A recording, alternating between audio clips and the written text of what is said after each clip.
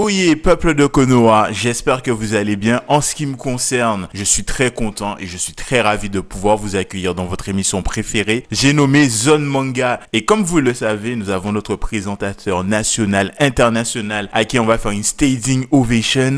J'ai nommé Little TV. Donc aujourd'hui, tu vas nous présenter un chef-d'œuvre, mais avant tout, comment vas-tu? Est-ce que tu as passé une bonne semaine? Salut à tous, salut à tous. Ben, je suis là, ça va. J'espère que tous ceux qui sont abonnés sur la chaîne de Noir Ninja vont bien également et la semaine se passe bien et se termine excellemment bien avec ce Z-Event. Alors tu es donc ce genre de personne qui donne un peu de son temps, un peu de son argent pour des œuvres de charité, mais waouh, mais quelle personne incroyable! Ah là là, ben il faut être incroyable, attends. Non, on essaie juste d'aider comme on peut, on va dire. Mais tu as totalement raison, tu aides à ta modeste échelle et c'est tout à fait respectable. La parenthèse étant fermée, aujourd'hui on va s'intéresser peut-être au chef-d'œuvre que va nous présenter Little Gaming, puisque nous commençons à avoir l'habitude, après 3-4 vidéos, il a tendance à nous parler de chef-d'œuvre. Est-ce que ça va encore se confirmer avec cette vidéo? C'est la question que j'ai envie de te poser, de quoi tu vas nous parler aujourd'hui? Ben aujourd'hui, je vais encore vous parler de chef-d'œuvre, exactement.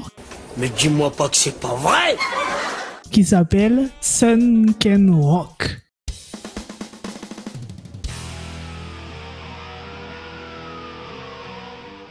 Alors, qu'est-ce que c'est que ce Sunken Rock? Et déjà, quand est-ce que c'est sorti? Sunken Rock, c'est un manga qui est sorti en 2006 et qui a été traduit en VF en 2008 de type seinen. Et l'auteur de ce manga, vous le connaissez peut-être, il s'appelle Boichi. Alors là, ça me dit rien du tout. Pourquoi on est censé le connaître, ce Boichi? Vous le connaissez peut-être parce que vous avez lu Dr. Stone. Et Dr. Stone est dessiné par une certaine personne qui s'appelle Boichi. Mais alors attends, si j'ai bien compris, il est passé de dessinateur à mangaka, si j'ai bien compris le parcours.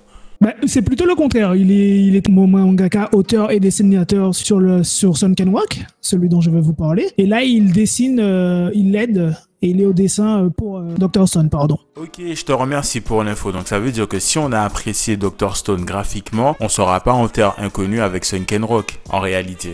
Vous serez pas vraiment en terre inconnue, vous connaîtrez déjà sa technicité au dessin, patte graphique, sa façon de dessiner les choses et le côté comique qu'il met dans ses dessins sur certaines scènes. On la retrouve aussi dans Sunken Rock, mais je vais vous en parler un peu plus en détail quand je vous parlerai plus de l'œuvre en question. Mais pourquoi attendre? Allons-y dès maintenant, puisque je pense que le public commence à s'impatienter. Dis-nous tout, de quoi parle ce manga?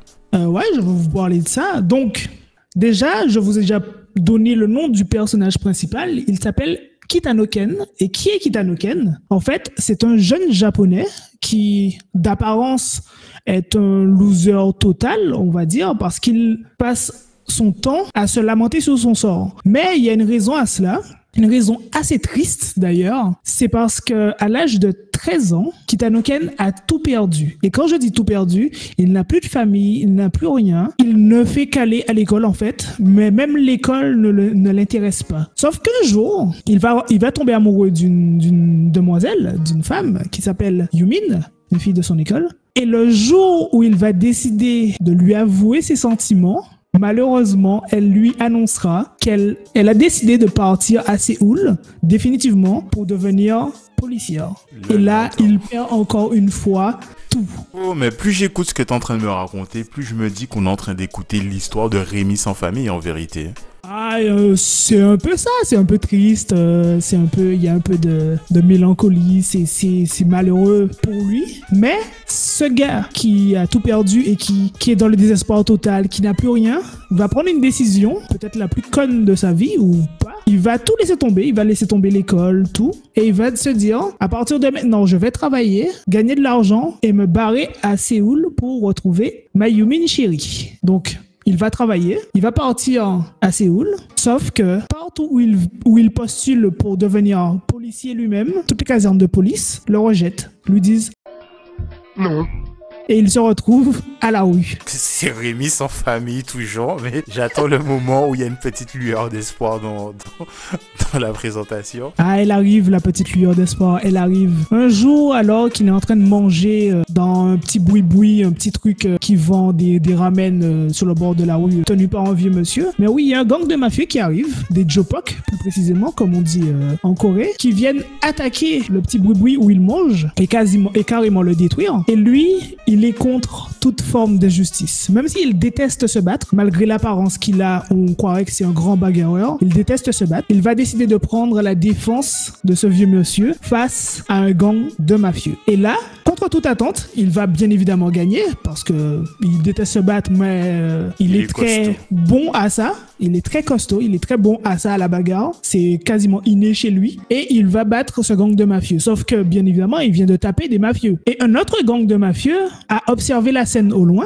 Et ce gars-là s'est dit, lui, je le veux dans ma team. Donc les gars vont aller le voir et vont lui dire, travaille pour moi et tu deviendras le meilleur. Et là, ce qui se passe, c'est qu'il leur dit de prime abord, non. Et ensuite, ce qui va se passer, c'est que le gars va lui dire, bats-toi contre moi et si tu perds, tu travailles pour moi. Donc ils vont se battre. Et alors qu'il était en train de perdre et qu'ils sont en train de faire un échange où il lui montre sa vision des choses, c'est là où ce manga est différent. Il lui montre sa vision des choses. Le gars qui fait partie du gang de mafieux va décider d'arrêter le combat là et va dire, maintenant tu seras notre boss. À partir de ce jour, Kitano Ken est devenu chef Jopok, chef de gang mafieux, alors qu'il voulait devenir policier pour séduire une femme qu'il aime. Voilà le synopsis de Sunken Rock. J'ai 2-3 questions quand même, parce que bon, on est parti d'un petit gars qui n'a rien du tout et qui se retrouve à la tête d'un gang. Genre, le gars est devenu le plus gros thug de la Tessie. Donc avec tout ce que ça implique, les finances, les hommes, à sa seule et tout ce qui s'ensuit. Ça, je peux l'accepter, ok ? Mais du coup, question, entre le protagoniste principal qui est devenu chef de gang et la fille dont il est amoureux qui travaille pour la police, comment tous ces personnages-là vont-ils se retrouver? Comment les interactions vont se faire? Comment l'histoire va se débrouiller pour nous faire avaler tout cela sans pour autant que ça paraisse cliché ou quoi? Évidemment, si tu peux répondre sans trop spoil. Ben, je vais essayer d'y répondre sans trop spoil. Et justement, c'est là où est tout le sel du manga, tout ce qui fait que ce manga est une bonne œuvre. C'est que justement, tous ces univers vont se côtoyer les uns aux autres. Ils vont se frotter les uns aux autres. Lui, côté mafieux, illégal. Elle, qui est de la police. Il va devoir essayer de justement lui cacher qu'il est de la mafia quand il va la revoir. Tout en essayant quand même de la séduire parce que évidemment, quand elle est partie en Corée, quand il lui avait annoncé qu'il l'aimait, elle n'avait pas dit non. Au contraire, elle lui avait dit elle lui avait entravoué qu'elle l'aimait aussi, mais qu'elle se cassait. Donc, il avait toutes ses chances. Et en fait, justement, à travers ce manga, l'auteur Boichi va dépeindre dans cette œuvre un parallèle entre l'État et les gangs et montrer comment le fonctionnement en fait d'un État peut s'apparenter au fonctionnement d'un gang et comment le fonctionnement de gang peut s'apparenter au fonctionnement d'un État. Plus loin, il va même montrer comment le fonctionnement de toute société hiérarchique en fait, toute société, que ce soit un casino, une entreprise privée qui travaille dans le domaine de l'informatique, de l'entrepreneuriat, du bâtiment et tout, peut s'apparenter à un gang avec des règles, un système hiérarchique, un boss, des lieutenants, etc., etc. Et c'est là l'intérêt de ce manga en fait. C'est montrer comment la vision des choses peut changer en fonction du côté duquel on se place. Autant pour moi, j'étais persuadé qu'on allait partir sur une espèce de Roméo et Juliette des temps modernes axée sur la bagarre et où l'histoire d'amour, on va dire, serait l'élément central. Mais en réalité, c'est simplement une source qui va permettre d'élargir sur un ou deux sujets qui sont beaucoup plus larges. Ouais, franchement, ça donne envie. Ça va beaucoup plus loin que ça. C'est un point important. Cette relation a un intérêt très important dans l'histoire pour une raison que je ne peux pas dire parce que ce serait un spoil. Ça a vraiment un gros intérêt, le fait qu'ils aient une relation tous les deux. mais ce n'est pas le point central de l'œuvre. Ok, ben n'allons pas plus loin parce que je pense que nous avons suffisamment intrigué le peuple de Konoha. Je pense qu'il est temps de te dire très chaleureusement merci d'être passé sur la chaîne et de nous avoir présenté ce Ken Rock. J'espère que cette vidéo vous aura fait plaisir et évidemment je te laisse le mot de la fin.